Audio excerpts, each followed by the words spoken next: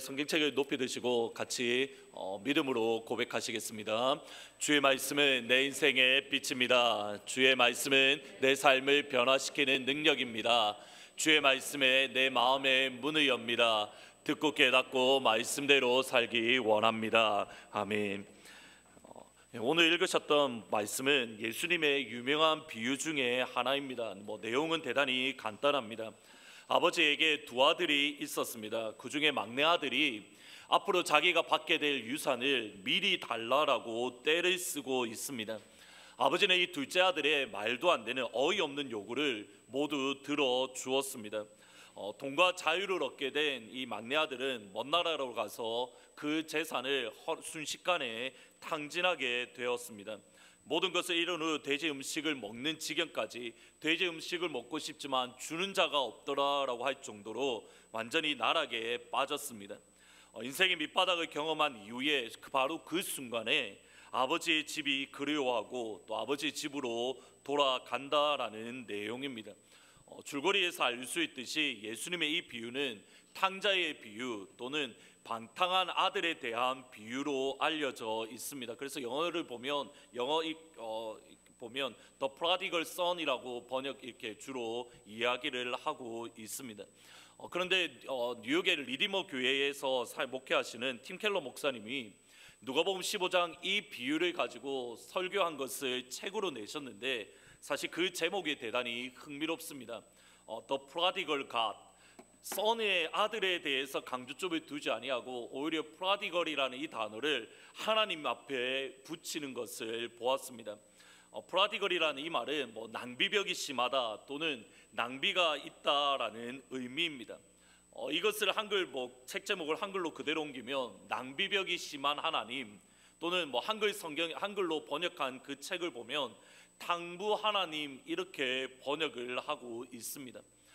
프라디걸이라는 말이 사실은 두 번째 또 다른 의미가 있는데 그렇게 부정적인 의미라기보다는 약간 중립적인 의미로 남김없이 모두 사용하다라는 의미가 그 속에 있습니다.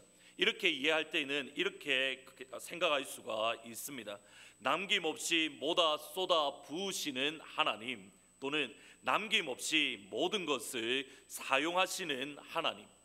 티켈러 목사님이 프라디걸이라는 이 단어를 아들이 아니라 하나님께, 그러니까 비유 자체를 하나님께 초점을 맞춘 이유가 있습니다. 두 아들을 향해서 아버지의 사랑은 말 그대로 남김없이 쏟아붓고 있기 때문입니다.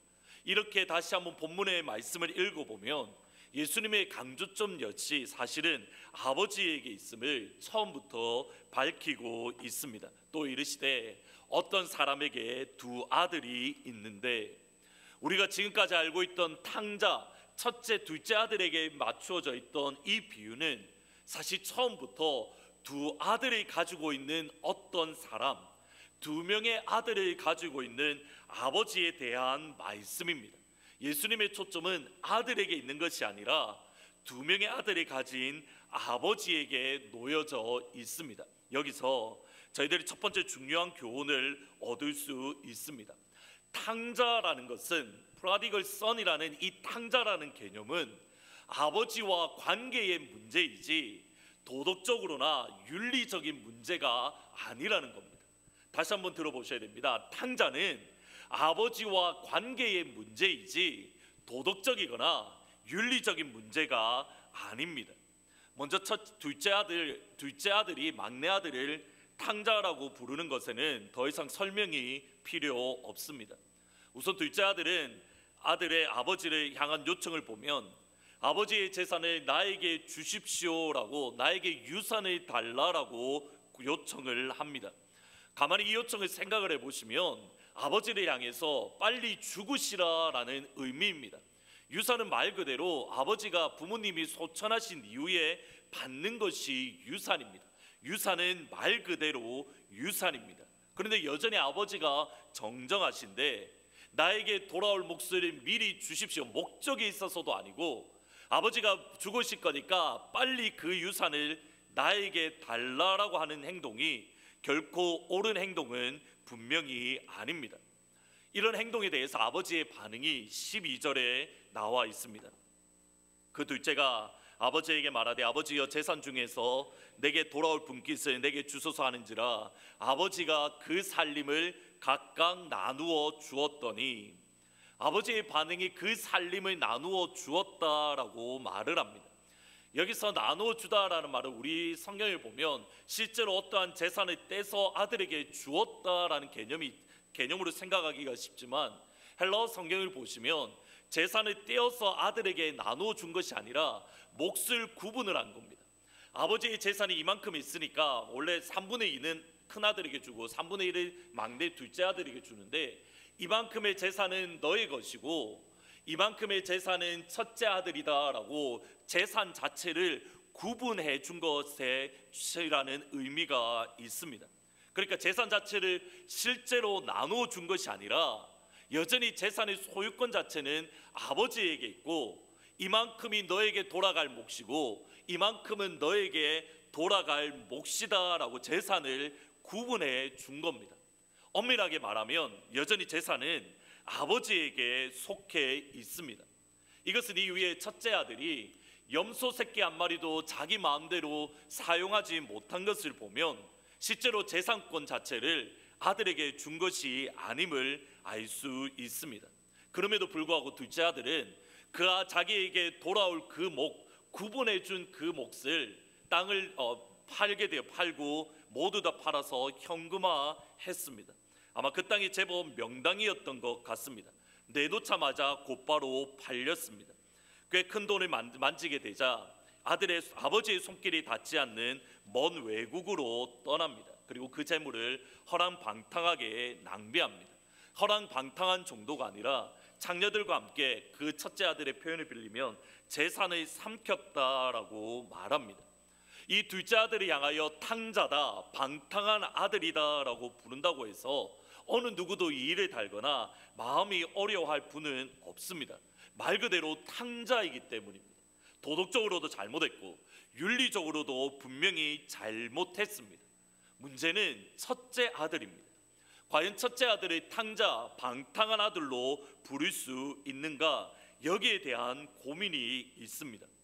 둘째 아들이 돌아오던 그날에도 첫째 아들은 여전히 밭에서 일을 하고 있었습니다. 집에서 어떤 일이 일어나고 있는지조차 모를 정도로 그는 열심히 밭에서 일을 했습니다. 아버지의 명을 어긴 적도 없습니다. 그의 표현을 보면 친구들과 마음껏 놀아보지도 못한 것 같습니다. 첫째 아들이 한 것 유일한 것이라고는 아버지의 명령을 지키며 아버지에게 순종하며 열심히 일한 것밖에 없습니다. 그리고 아버지도 첫째 아들의 수고를 인정해 주고 있습니다. 그런데 주님의 비유를 가만히 보시면 첫째 아들도 그렇게 순종적이고 열심히 일한 첫째 아들도 둘째 아들과 똑같다라는 것을 계속적으로 말씀하는 것을 보게 됩니다. 우선 둘째 아들 역시도 아버지의 재산에 관심이 많았고 그 재산을 자기 마음대로 사용하고자 하는 모습을 보입니다. 아버지께 대답하여 이르되 내가 여러의 아버지를 섬겨 명을 어김이었거늘 내게는 염소 새끼라도 주어 나와 내 벗으로 즐기게 하신 일이 없더니. 첫째 아들 역시도 아버지의 재산에 관심이 있었고 그 재산으로 친구들과 함께 즐기기를 원했습니다. 물론 정도의 차이는 있습니다. 그런데 그 속마음을 가만히 들여다보면 전혀 다를 바가 없습니다. 두 번째로 둘째 아들은 아버지의 집을 떠났습니다. 자기가 의지를 가지고 원해서 아버지의 집을 떠났고 첫째 아들은 의지를 가지고 아버지의 집으로 들어가기를 거절했습니다. 15장 28절 말씀을 한번 같이 읽어 보시겠습니다. 그가 노하여 아버지가 나와서 그까지 제가 안 쓰고 그가 노하여 들어가고자 하지 아니하거늘 영어 성경에 보면 이렇게 번역합니다. He refused to go in. 또는 영어 NISB에 보면 He was not willing to go in. 헬라어 성경에 보면 willing이라는 단어가 정확하게 강조되어져 있습니다. 그냥 단순히 들어가기 싫어하는 정도가 아니라 첫째 아들이 의지를 가지고 실제로 아버지 집에 들어가기를 싫어하고 있습니다. 둘째 아들은 아버지 집을 나가고자 했고 첫째 아들은 아버지의 집으로 들어가기를 거절했습니다. 무엇보다 첫째 아들은 아버지의 집에 있으면서 그 아버지와 친밀한 관계를 전혀 누리지 못하고 있습니다. 자기가 섬기고 자기가 같이 살고 있는 아버지의 마음이 계속적으로 마을 끝에 나아가서 둘째 아들을 기다리고 있는 아버지의 마음을 헤아리지 못하고 있습니다. 분명히 물리적으로는 가깝게 있습니다. 그러나 관계라는 측면에서 볼 때에 첫째 아들은 둘째 아들만큼 아버지와 관계가 없습니다. 그러기에 아버지라는 관계에서 본다면 첫째 아들도 탕자이고 둘째 아들 역시 탕자입니다. 아버지의 입장에서 보면 첫째 아들도 잃어버린 아들이고 둘째 아들도 잃어버린 아들입니다. 도덕적으로 옳으냐 틀리냐의 문제가 아닙니다. 탕자의 핵심은 성경이 말하는 탕자는 아버지와의 관계의 문제입니다.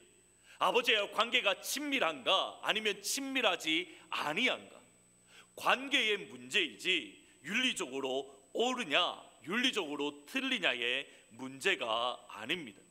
오늘은 첫째 아들에 대해서 조금 더 살펴보려고 합니다.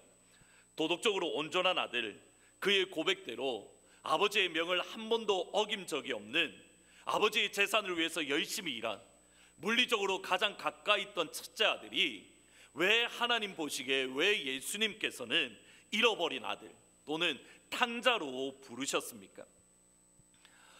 예전에 저희 교회 담임 목사님이셨던 김한효 목사님 설교를 지난주 중에 듣게 되었는데, 설교 가운데에 예화를 이야기하시면서 신문 기사를 인용하는 것을 들었습니다. 그 기사 내용이 하도 흥미로워서 인터넷으로 찾아서 읽어보았습니다. 2009년에 롱아일랜드에서 있었던 일인데, 리차드 바티스타라는 사람이 롱아일랜드에서 유명한 의사였는데, 한 병원에서 레지던트로 일하면서 그곳에 간호사로 있던 부인과 만나서 세 자녀를 두는 그런 행복한 나름 잘 나가는 의사였습니다. 이후에 부인이 신부전증을 알았는데 이미 두 차례 수술을 했지만, 이식 수술을 했지만 두 차례 모두 실패를 했습니다. 다시 신장 수술을 하려고 하니 너무 대기 기간이 길었는데 혹시나 싶어서 남편이 자기 그 신장을 검사를 해보니까 아내에게 딱 맞는 겁니다. 그래서 자기의 신장을 아내에게 두 번 망설이지도 않고, 그 자신의 표현에 의하면 두 번 망설이지도 않고 자기의 신장을 아내에게 이식해 주었고, 감사하게도 이식 수술은 성공적이었습니다. 여기서 끝나면 기사거리가 되지 않을 건데, 이식 수술이 끝난 지 4년 만에 2005년도에 특별히 아내의 의사에 의해서 두 사람이 이혼을 했습니다. 당시 신문 기사를 보면 이렇게 되어 있습니다. 신장 이식을 받았던 부인이 이식을 받은 이후에 바람이 나서 남편과 이혼을 한 겁니다. 자기 신장까지 내어준 아내가 바람을 피고 이혼까지 자기가 당한 것이 억울했던지 부인에게 어떤 수를 걸었냐면 내 신장을 돌려달라는 소송을 걸었습니다. 그 신문기사 제목이 뭐냐면 이겁니다. Give me back my kidney, 내 신장 돌리도. 이게 신문기사의 제목입니다. 물론 이후에 아내 입장을 들었는데 남편이 먼저 바람 펴서 나도 맞바람 폈다라고 그렇게 이야기하는 것을 읽어보았습니다. 정도의 차이는 있겠지만 사실 이것이 우리가 세상에서 경험하는 내용입니다. 이해의 관계 안에서는 서로 주고받는 것, 그것이 당연하게 여겨집니다. 나의 아내이고 내가 사랑하는 나의 것, 심지어 나의 신장까지 주는 것을 두 번까지 생각하지 않고 줄 수 있습니다.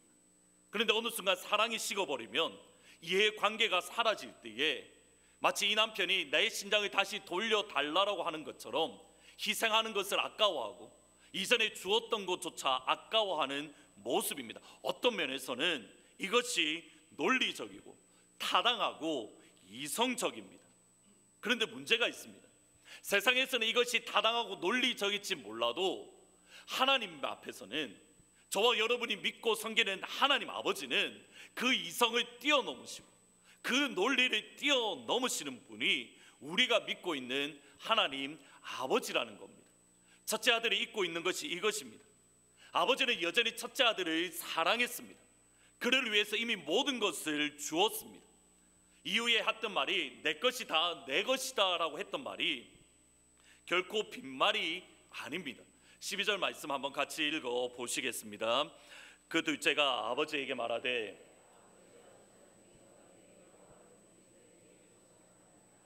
아버지가 그 살림을 각각 나누어 주었더니, 여기서 살림이라는 단어가 사실 흥미롭습니다.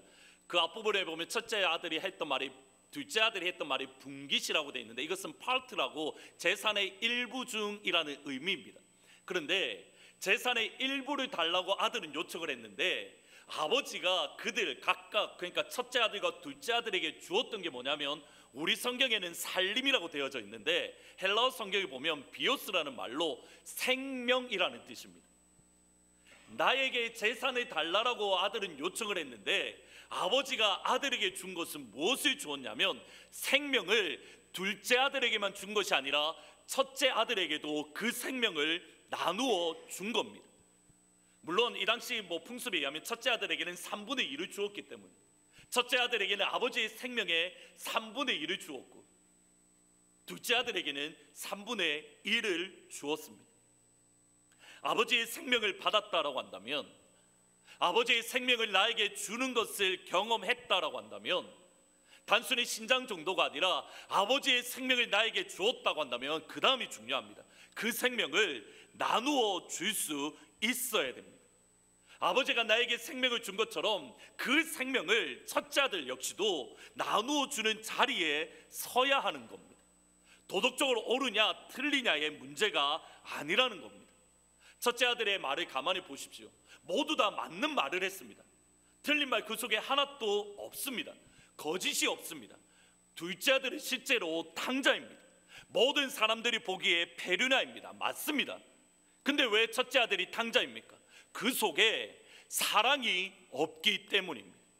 아버지의 사랑, 생명을 받았던 그 사랑이 첫째 아들에게 없기 때문에 하나님 보시기에, 예수님 보시기에 첫째 아들은 다름 아닌 둘째 아들과 똑같이 탕자의 자리에 서게 되는 겁니다.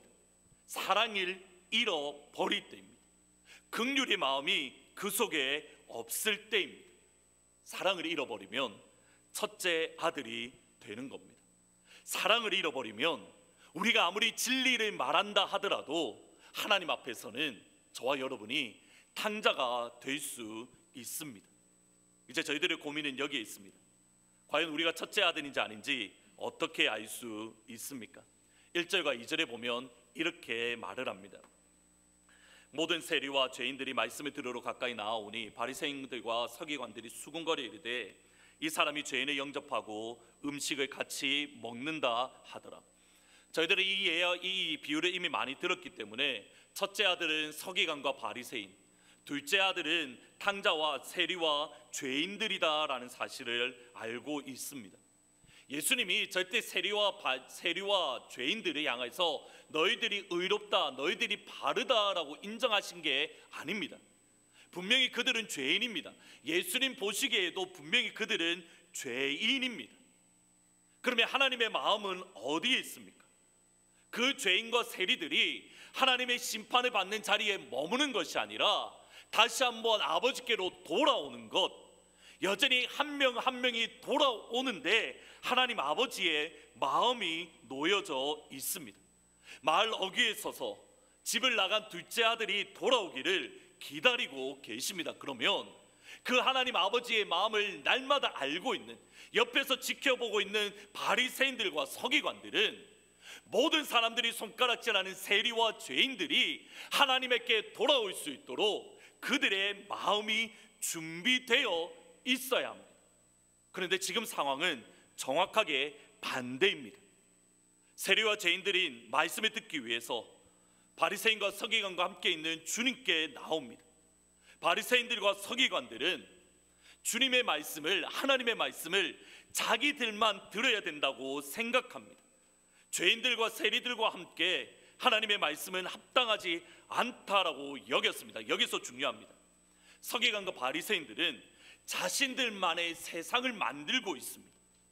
그 속에 하나님의 말씀이 있고 하나님의 말씀에 순종하고 하나님의 말씀을 붙드는 사람들끼리 모여서 교제를 나누고 함께 살아가고 그 가운데 더불어 살아가는 것, 서기관과 바리새인들이 생각하는 천국은 바로 그곳입니다. 그들이 생각하고 있는 천국은 하나님의 말씀을 지키고 하나님께 순종하고 하나님의 말씀을 연구하는 사람들끼리 모여서 예배하고 찬양하고 같이 밥을 먹는 것, 그곳이 이 땅을 살아가는 천국이라고 생각합니다. 반면에 예수님은 세리들과 죄인들을 향하여 하나님을 배반하고 하나님을 저주하는 그들을 향하여 문을 여셨습니다. 주님의 별명 이것인 거 기억하십니까? 세리와 죄인들의 친구로다. 세리와 죄인들의 친구로다. 여기서 우리가 첫째 아들인지 아닌지 알 수 있는 길이 있습니다. 과연 우리 교회는 어떻게 불려지고 있습니까? 아니, 여러분은 어떻게 불려지기를 원하고 계십니까? 하트포드 제2장로교회가 죄인과 세리들의 친구로 불려지고 있습니까? 아니면 죄인과 세리를 멀리하는 우리만의 천국을 누리고 있습니까? 이렇게 말씀드리면 조금 더 와닿을 것 같습니다. 최근에 가장 이슈가 되는 교회 이슈가 되는 동성애를 가지고 이렇게 표현하면 어떻습니까? 과연 우리 하트포드 제2장로교회는 동성애자들의 친구입니까? 과연 우리 하트포드 제2장로교회는 노숙자들의 친구입니까? 하트포드 제2장로교회는 매국노들의 친구입니까? 이사야 60장 1절과 2절 말씀에 보면 이렇게 말을 합니다. 일어나라, 빛을 발하라. 이는 내 빛이 이르렀고 여호와의 영광이 내 위에 임하였음이라. 보라, 어둠이 땅을 덮을 것이고 캄캄함이 만민을 가리려니와 오직 여호와께서 내 위에 임하실 것이며 그의 영광이 내 위에 나타나리라. 이사야 60장은 이스라엘의 회복을 의미하는, 어떤 면에서는 천국을 예표하는 말씀입니다. 앞으로 너희가 누리게 될 천국은 이런 모습이다라고 말해주는 것이 사실은 이사야 40장부터 시작되는 66장까지 나오는 말씀의 내용입니다. 하나님의 영광이 임하고 하나님의 빛이 있는 곳, 분명히 천국입니다. 그런데 잘 보셔야 됩니다. 천국은 하나님의 영광이 있는 곳이다라고 말씀하신 직후에 하나님께서 하시는 말씀이 뭐냐면 이겁니다. 같이 한번 읽어보시겠습니다. 나라들은 내 빛으로. 예수님이 말씀하시는 천국은 이겁니다. 예수 잘 믿고 하나님의 빛이 임하는 그 사람들만 모여 있는 것이 천국이다라고 하지 아니하시고, 나라들, 왕들이 내 앞에 나올 것이다 라고 말을 합니다. 여기서의 왕들, 여기서 말하는 나라들은 이스라엘 백성들이 아니라 이스라엘 백성들을 괴롭히는 바벨론과 아수르와 이집트를 뜻합니다. 다시 말하면 이렇습니다. 천국은 의로 하나님의 말씀을 지키는 사람들도 있지만, 우리가 이 땅을 살아가면서 겪는 천국은 하나님의 말씀을 지키려고 노력하고 헌신하고 그 말씀을 붙드는 사람들도 있지만, 동시에 어디가 천국이냐면 죄인들과 서기관들이, 죄인들과 세리들과 장녀들이 그곳에 함께 있는 그곳이 다름 아닌 천국이라는 겁니다. 우리 교회가 천국이 되기 위해서는 우리끼리 하나님의 말씀을 붙들고 하나님의 말씀을 알고 그 말씀을 지키려는 우리들끼리 모여있는 것이 아니라, 이 자리에 누가 와야 된다는 겁니까? 어떤 면에서는 하나님을 저주하고 당신이 예수 믿는 사람이냐면 우리를 욕하고 우리를 핍박하고 우리를 저주하고, 모든 사람들이 보기에 저 사람은 죄인이야, 저 사람이 교회 다니면 난 교회 안 갈 거야, 저 사람만 없으면 나는 교회 갈 거야, 그 사람이 함께 있는 그곳이 성경이 말하는, 예수님이 말하는 천국의 참된 모습이라는 겁니다. 그들이 왔을 때에 천국의 기쁨이 저와 여러분에게 하나님께서 허락해 주십니다. 이 앞부분의 비유를 보십시오. 잃어버린 드라크마 비유, 잃어버린 양의 비유. 잃었던 것을 찾는 데 오는 기쁨이 있는 곳이 다름 아닌 천국입니다. 우리가 이 땅을 살아가면서 경험하는 천국은 의로운 사람만 있는 곳, 바른 말을 하는 사람들만 있는 곳, 정직하게 살아가는 사람들만 모인 곳이 아니라 죄인들도 있고 세리들도 있고 창녀들과 함께 기뻐하고 즐거워하는 곳이 성경이 말하는 천국입니다. 이 천국을 함께 나누시기를 진심으로 소원합니다.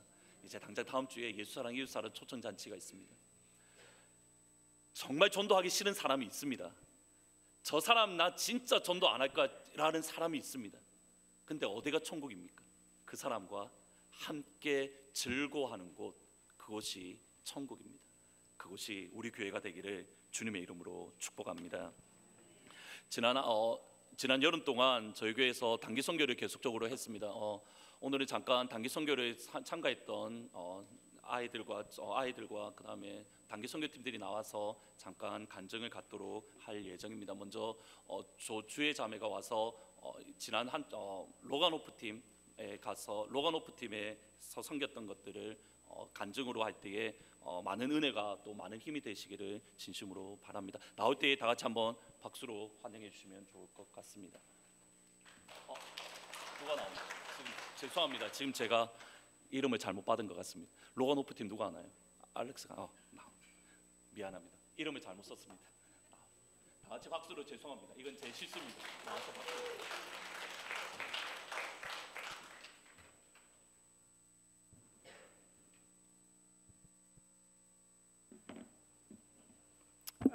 안녕하세요. 주혜입니다. Currently, I'm a senior at Glastonbury High School. I served in the community called Logan Hope in Philadelphia this past summer with my youth group. I had the pleasure of serving with 13 of my brothers and sisters on this missions trip. We were on this trip for about 2 weeks, and I can honestly say it was probably one of the best mission trips I've ever been on. I went to Philly the previous summer with Pastor James, and it was truly a blessing to serve with him. This year's missions team for Philly was a lot smaller compared to a team of 20 last year. Since our team was smaller, one of the best things was our time and ability to bond with one another. We spent a lot of time together as a team praying for one another and praising God together. So it helped tremendously to unify us as one body of Christ. The FKPC team was also given the opportunity to spend time with the Logan Hope staff. They were very loving and very passionate about serving the kids and most importantly, serving God. The day camp was also one of my most fondest memories of this trip. There were kids ranging from the ages of 4 to 12.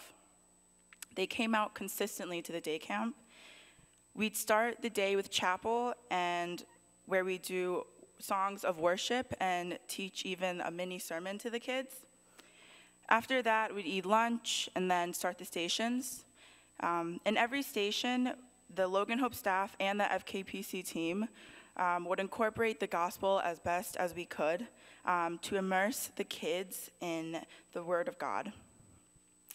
I can confidently say that from the last day of day camp, I saw growth in the kids and in their walk with God. In my walk with God, personally, I can also confidently say that I have grown a lot as a Christian through this mission trip. I credit most of my growth to the leader of the team, Tony Chondasanim, so thank you, and the rest of the team. Including me, every person on this team had struggles going on in their lives, and we were able to support one another and build each other up into men and women of God.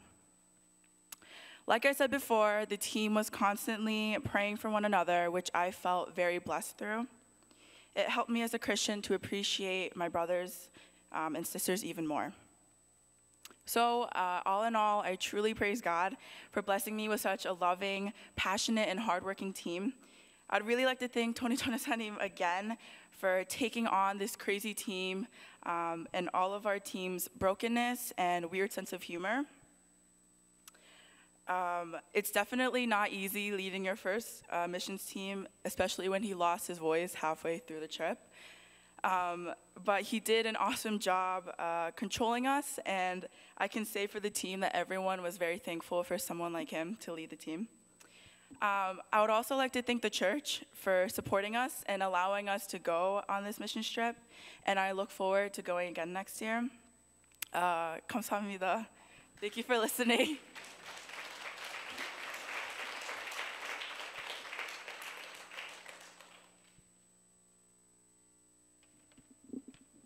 안녕하세요. 지훈 김상입니다. So over the summer, our youth group served in missions, and specifically we had two groups going to Philly and Hartford, and the group I went to was Hartford.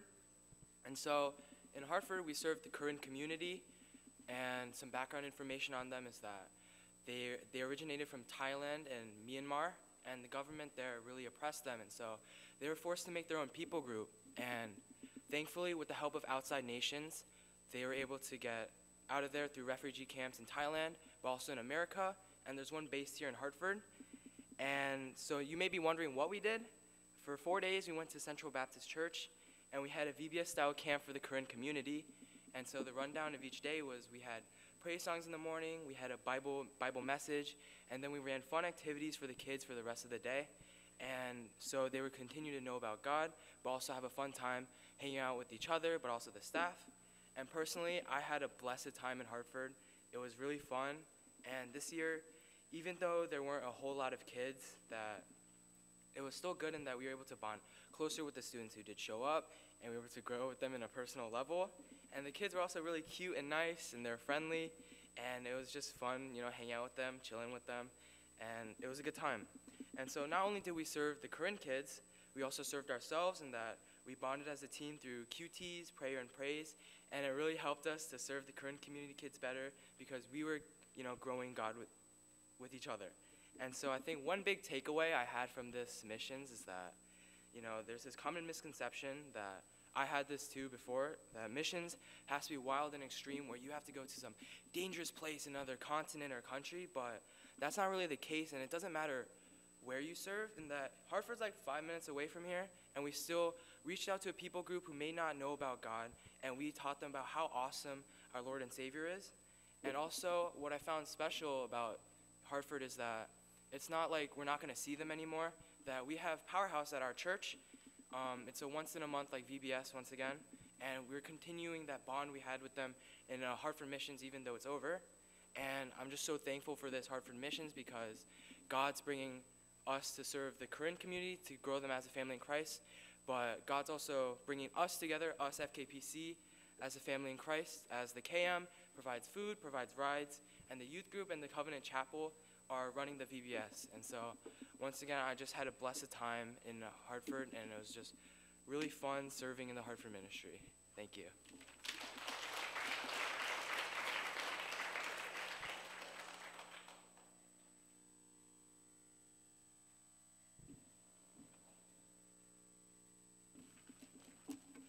안녕하세요. 저는 김효숙 집사예요. 이렇게 아이들이 너무 간증을 잘해서 저가 떨리는 마음으로 섰습니다. 이해하고 들어주시기 바랍니다. 저는 하나님의 은혜로 정말 지렁이같이 뺀질거리며 도망다니던 저를 하나님께서 구속하여 주셔서 자녀 삼아주시고 지금까지 지켜주셔서 감사하며 평화의 도구로 써주시기를 원하면서 먼저 하나님께 감사와 영광을 올려드립니다. 또한 성도 여러분들께도 감사를 드립니다. 항상 기도와 물질 그리고 격려해 주신 덕분에 언제나 선교를 할 수 있어 또한 감사와 감사를 드립니다. 어제 시작된 것 같은데 이제 내년이면 10년이란 세월이 지나갔네요. 돌아보면 언제나 하나님께서 함께 하셨기에 할 수 있었고 또 할 수 있다고 생각합니다. 멕시코 첫 발을 내딛었을 땐 척박한 땅을 보았고 매년 기름진 땅으로 바꾸어 주시는 세상을 바라볼 때 너무도 기쁘고 하나님께서 사랑하시는 것을 엿볼 수 있었어요. 사람들의 발걸음조차도 빨라졌고 길은 점점 넓어져 가며 고층 건물이 이곳저곳에서 세워져 가더군요. 첫째 날 사역한 곳은 교인 숫자가 5명밖에 안 되는 곳인데 2년 동안 문을 닫았었고 예배도 드리지 않았던 곳인데 새로이 회복되어서 예배를 드리기 시작하였답니다. 연로하신 5분의 성도들이 계셨는데 너무나 열정적으로 섬기는 모습에 정말 은혜가 충만하더군요. 이곳에서 너무 지친 몸으로 갔기에 첫날 사역은 오전밖에 못하고 지쳐 앉아있노라니 연세 드신 할머니께서 오셔서 제 등을 만져주시고 마사지 해주시더라고요. 정말 사랑에 감사했고요. 오후에 어린아이들이 소식을 듣고 와서 목사님, 사모님 또한 동역자들과 함께 열심으로 찬양과 말씀, 율동으로 은혜의 단비가 내려졌고 안경사역의 권사님 또한 동역자들과 함께 은혜를 끼쳐 동성연애자들도 와서 말씀을 듣고 아멘으로 화답할 때 모두가 하나님께서 함께 일하고 계심을 몸소 체험할 수 있었고요. 모시고 오신 분이 혹 저들이 말씀을 듣지 않고 그냥 돌아가면 어쩌나 불안해했는데 하나님께서 흔쾌히 말씀을 청종할 수 있도록 은혜를 내려주셔서 그들이 기도받는 모습에 모두 놀라기도 했어요. 하나님께서 일하고 계심을 정말 믿고 기뻐하며 기쁜 마음으로 센터에 돌아와 내일을 준비해야 하는데 저만은 마음이 무겁고 힘이 굉장히 들었어요.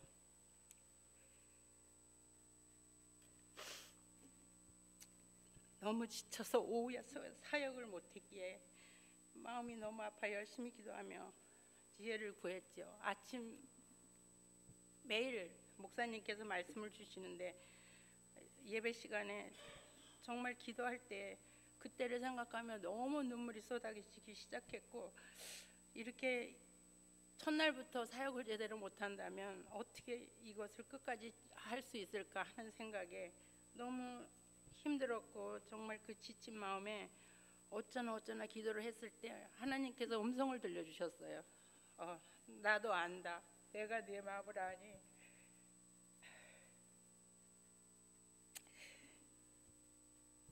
염려 말고 사역에 동참하라는 그 말씀을 들었을 때 너무 놀라서 정말 앞에서 그냥 말씀을 들으면서도 눈물이 쏟아지기 시작했고 이 날을 생각하면 지금도 계속 눈물이 쏟아집니다. 너무 더워서 땀이 많이 흘려 지친 상태로 이제 일을 할 때 언제나 장로님께서 저를 위해서 게러웨이를 사다 주셔서 아침부터 그것을 마셔야 했는데 그때는 장로님께서도 바쁘셔서 그것을 잊어버리셨는지 그 게러웨이를 안 사다 놓으셨더라고요. 그래서 이제 다음 날부터는 그 게러웨이를 그냥 계속 마시면서 단기를 채워서 사역을 할 수 있도록 지혜를 주셨어요. 사흘 동안 사역 위에 항상 함께 하심을 힘입어 앞이 보이지 않게 쏟아지는 땀에도 지치지 않고 일할 수 있어 감사의 하루하루였어요. 두 번째 교회 사역, 두 부부 집사님, 아들 온 가족이 목사님이 안 계셔도 솔선수범해서 섬기는 그 모습에 너무 놀라서 혹 장로님이신가 아니면 권사님이신가 여쭤봤더니 그냥 두 부부 집사님 부부라고 말씀하시더라고요. 언제나 목사님이 안 계셔도 그분들은 본인들이 그냥 온 교회를 위해서 정말 저희들에게 점심 대접도 이틀씩이나 다 해주셨고 교회 청소며 끝나는 시간에도 항상 그분들이 그 교회를 지키는 모습에 우리도 이제는 저렇게 정말 서로가 합심해서 누군가가 말없이 교회를 지켜야 되겠구나 하는 깨달음도 있었어요. 정말로 그분들을 바라보면서 하나님 나라가 세워지는 것도 깨닫고 하나님의 12제자로 세상을 바꾸어 주신 것도 또 기억나게 했어요. 이번 선교는 학생들이 안 가고 어른들도 많이 안 가시기 때문에 저 역시도 못 간다고 처음에는 정말 못 가겠다고 목사님께도 말씀을 드렸고 안 가려는 마음이었어요. 그랬는데 방학이라서 손주가 왔어요. 8살짜리가. 근데 그 8살짜리 손주가 자기 엄마랑 제가 딸이랑 이야기하는 걸 들으면서 선교를 안 간다 하니까 할머니 우선이 뭔지 알아야죠.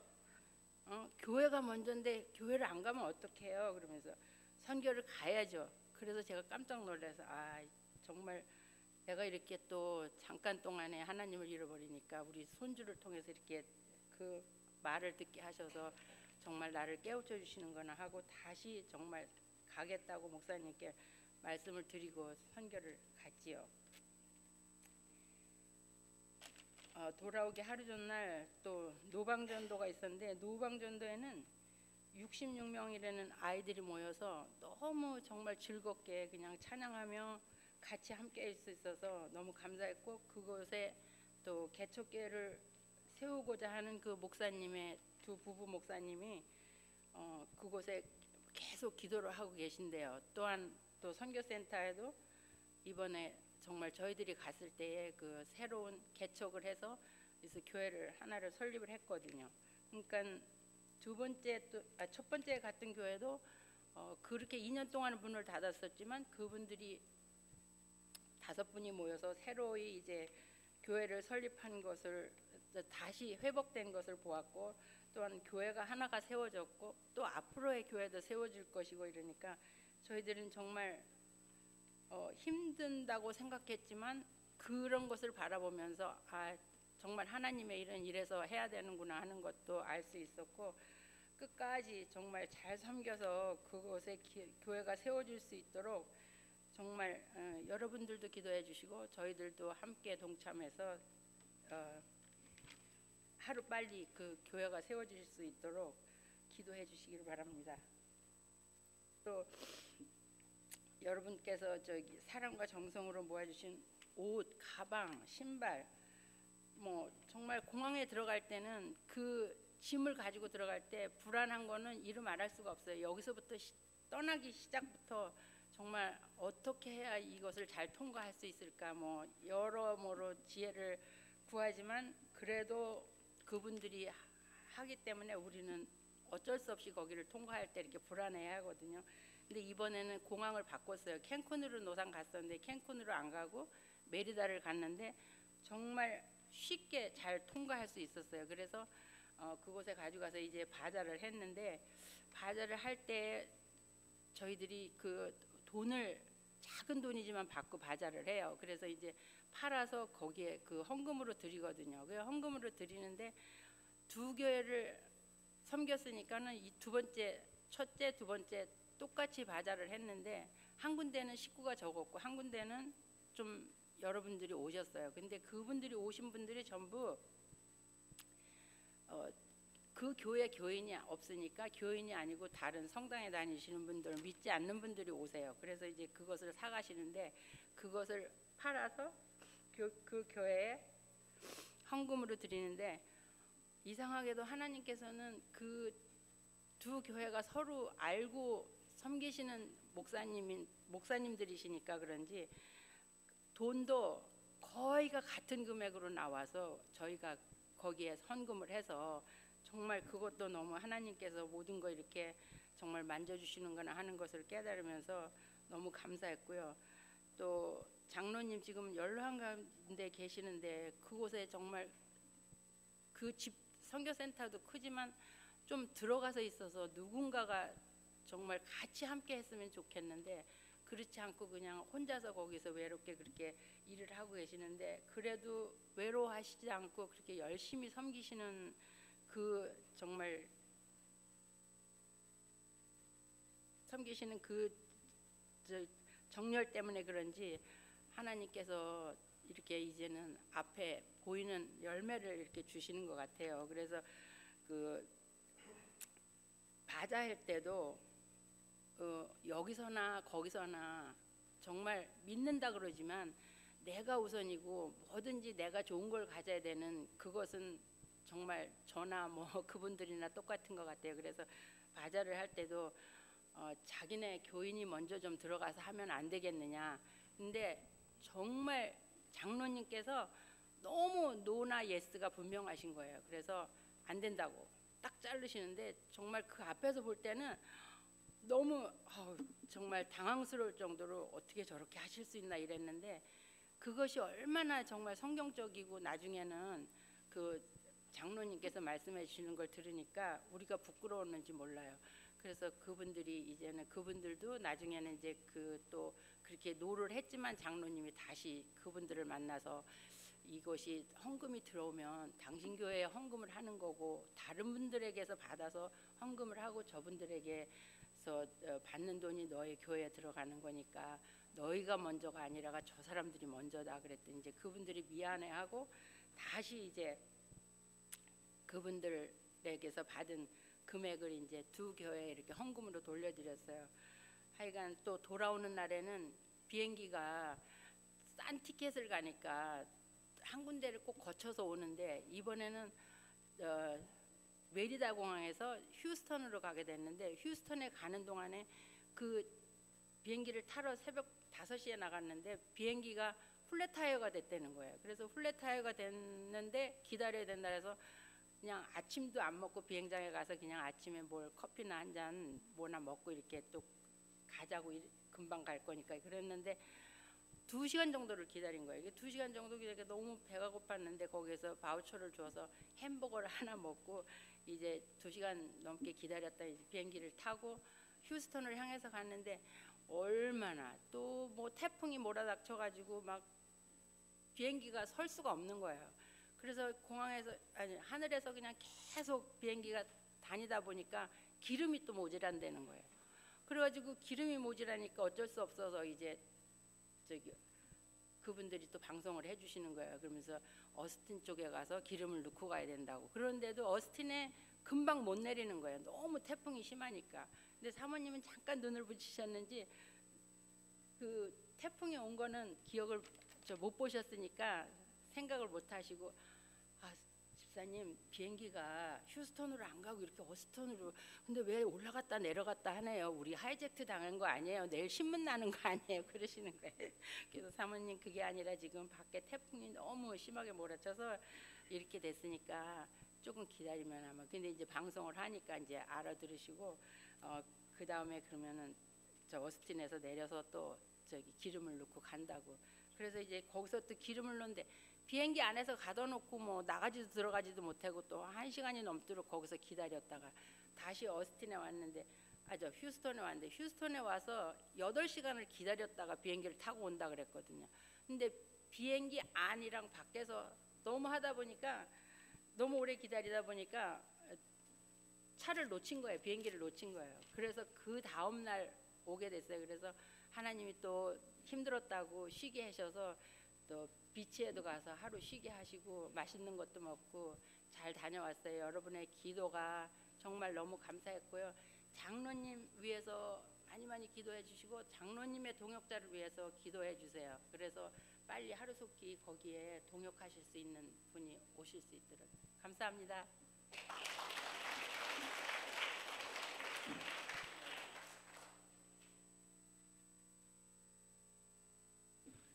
감사합니다. 이제 다음 주 주일날 저희도 예수사랑 이웃사랑 초청잔치가 있습니다. 아까 알렉스가 했던 말 중에 미션은 집에서도 가정에서 이곳에서도 할 수 있다라는 말을 아까 했었던 걸 기억을 하시고 이제 한 주 동안 이제 저희들이 감당해야 될 일입니다. 이제 다음 주 예수사랑 이웃사랑 초청잔치로 이제 여름 행사, 여름 이제 사역은 거의 마무리가 되는데 이제 한 주 동안 남은 시간 동안 힘을 다하시고 또 같이 전도하시고 또 복음을 전가하는 귀한 시간 역사가 있기를 진심으로 부탁을.